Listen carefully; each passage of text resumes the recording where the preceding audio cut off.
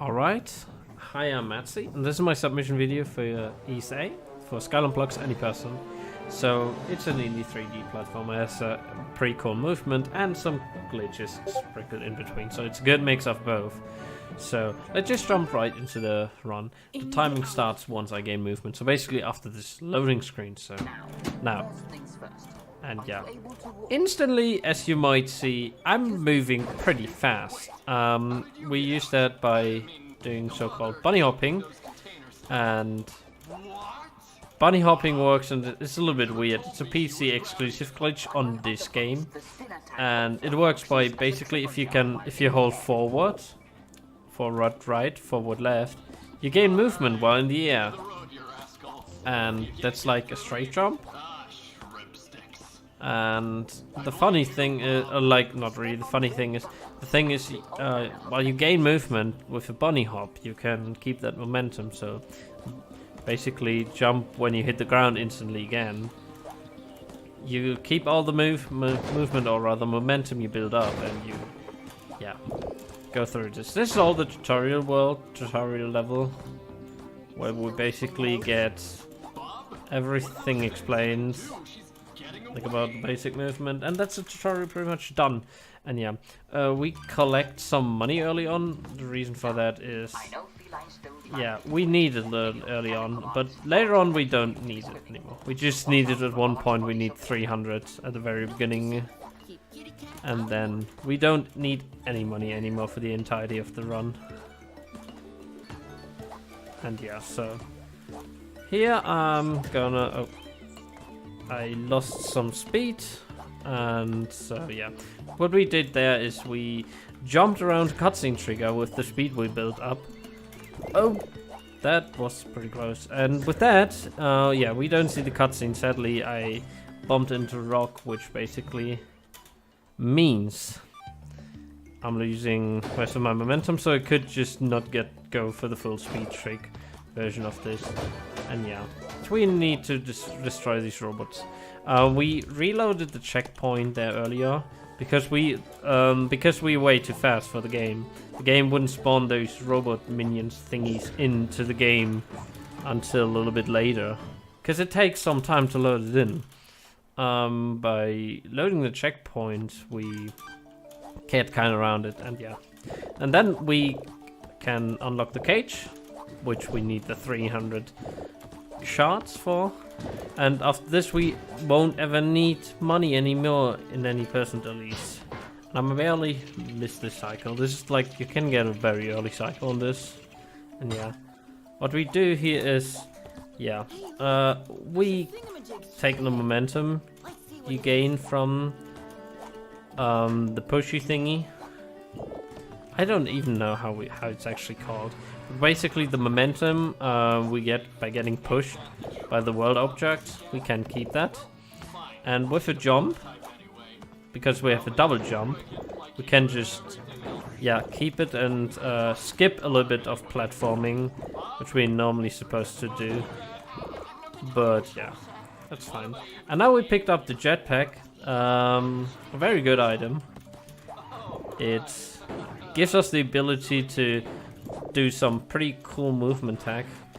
Basically, it's the most important thing is basically that you can do these high jumps, which help out skips everything. This all here is, by the way, in theory out of bounds, and we basically kind of skip the entirety of this world if you play this game casually. Yeah, this world is supposed to be a little bit longer, and we basically just skip like all of the entire level, because kinda normally at the beginning we already skip with the very first climb in this world. We skip a lot, but yeah, we are done with World 1. And yeah, we collect the first fuse. To explain this, we basically need to collect 3 fuses, and in each world there's 1 fuse, and once we got all 3, we can defeat the final boss or fight the final boss and then end the game. Here's a note, PC and console versions are different. And I dropped here a bee hop. You can do a pretty fast, insanely fast strat here. And yeah, but it's very tough to do because loading into this level, we play on higher FPS, and as you have always a certain window for your jumps and inputs, it's pretty tough to do fast and properly. And yeah, my camera just janked. It's a little bit janky there, so I fell a little bit. That's fine, however, yeah. So, we saw something here, which I can explain in a second again, better. Basically, normally you're not supposed to move in this cutscene, but we found our ways. And normally we would have to do here a puzzle, and then you can open up the temple. But we don't need that, because we can just climb around and actually go from the exit to the temple where we're supposed to go in. So in theory, we're coming now from the end of the level. Problem is, we actually cannot finish the world without doing all those puzzles here and there. And yeah. And now I have time to explain. Basically, you're not supposed to move in the cutscenes, but thanks to, weird behavior, when you tap out and tap back in, gain control of Skylar and Plux, and you can do every sort of things. And with that, well, I kind of move in the cutscene and get to a forward position, what I'm normally not supposed to be. And yeah, no, so that is of course not optimal, but whatever. So yeah, could you please push? So you can do that in the following cutscenes as well, in this one, and in the third one in theory as well, because every puzzle has a cutscene in the end, and it's normally not skippable. But you don't do it, you do it at the second at maximum, which I won't do here right now, because it's very risky and very tough to pull off. Like, I'm going to jump on this one, but not on any other ones. It saves like a second at this point there, maybe a little bit, because it's so tough to pull off. And I'd rather not fall down, because if you fall down, you fall into the water. And it loses like 10-ish seconds. It's like one of those high risk, low reward speed strats you have in some speed games. Oopsie, didn't push it. But nonetheless, this World 2 was pretty fine. It could have been a lot better, but also a lot worse. Alright. And yeah. So, I kind of forgot to point out, basically we also collected the second ability or second item, the time orb. Basically it slows down everything around us. That includes objects, enemies, and yeah, projectiles and everything, and that sort of stuff. I think I fell down. I hope I didn't fall down. No, I didn't fall down. That was close. And yeah, that's one of the many reasons why you shouldn't do this strat at all. And yeah, cutscene. Skipped. Oh.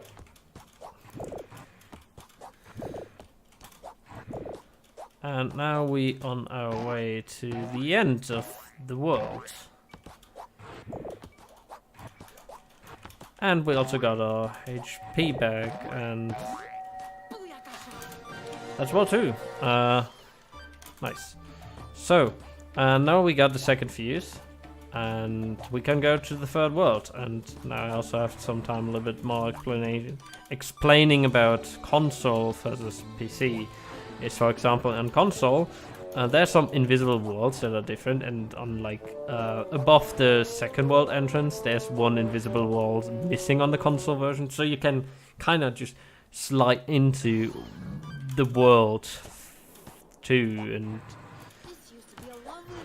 do World 2 early. And the thing is, if you do World 2, and don't have World 1 done, you just get the first fuse anyway. So it's a pretty big time save on console, and it's actually,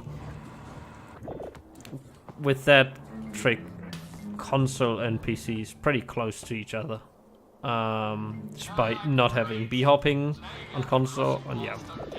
And what I did here is the so-called wrecking ball skip, because normally you would have to move all the way out there and yeah, do some stuff and push a button, and then there's the terrible wrecking ball joke, which we luckily don't have to hear.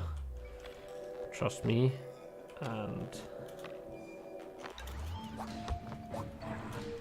And I'm doing now one of the most difficult tricks, and I got it pretty much first try. Nice.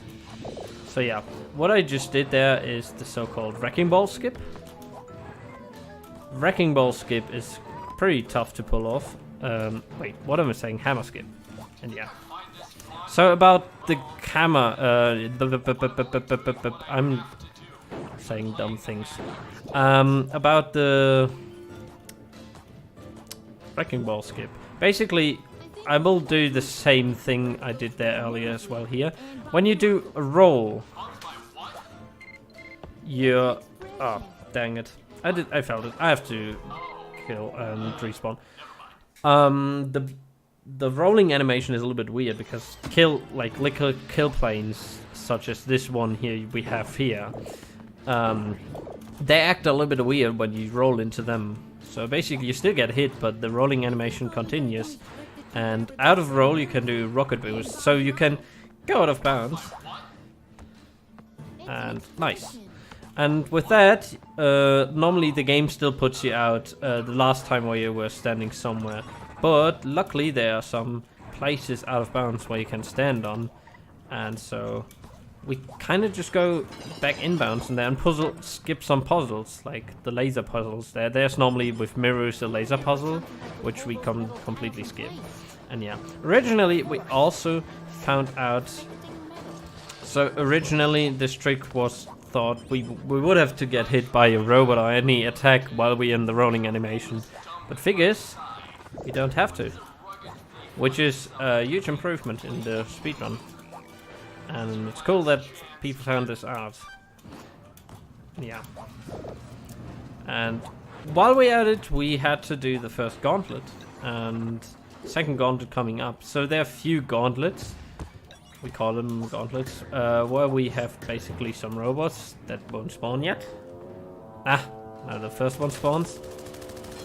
And now the rest spawns. And we have to kill all the robots here. And yeah. It's pretty much, it's pretty simple. And yeah, we just go and slowly kill each of those. And I actually did not intend to get it there, but that's not bad. And yeah, and now we're done with the second gauntlet. There's one last gauntlet later on in this, and yeah. Haven't seen a trace of it. So now we got the fuse. I mean the wrecking ball, and we have to throw it against the reactor, and now we trigger like some sort of escape sequence, and boom, we threw it. That's a pretty neat little skip that saves a little bit time, not too much, but it's nice to do because it's fast. And now, however, now we utilize the fact that there's fans give us a lot of height, and with a double jump plus like a spin attack that gives us even more height, we can actually kill. What am I saying? We can actually reach the grappling hook earlier than we're supposed to, and we skip a lot of puzzling. Now I'm moving in the cutscene, as you might hear in the background, and kill more enemies, because this is like the this is the third gauntlet, and yeah, I killed some already, so now I just have very few enemies left that I need to just kill. And yeah, And that's World 3 actually done. I lost a little bit of time because I died, but that's still fine.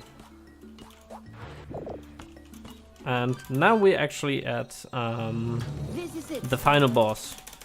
And yeah. So there are actually, like, we figured out so many interesting things. There's actually, in this game, there are many more glitches. They are not really useful, but they are still fun. And in theory, in a glitch showcase, you can show them off. However, the showcase would be not too long. And yeah, this is the final boss. And I can't get the skip to get to him early. That's not... Nah, that's fine. And yeah, so here it shows basically we only need the magnet ability, in theory, to finish the game. But yeah, we can't access World 3 fast. And yeah, now we go for the quick kill that we hopefully get. That is pretty tricky and difficult to get, and I'm messing it up. Yeah, sorry for the what's that? It's just very tough to do because the inputs are quite difficult to do, but that's fine. And yeah, now we finished actually the run, and well, with that, we actually yeah. Yeah.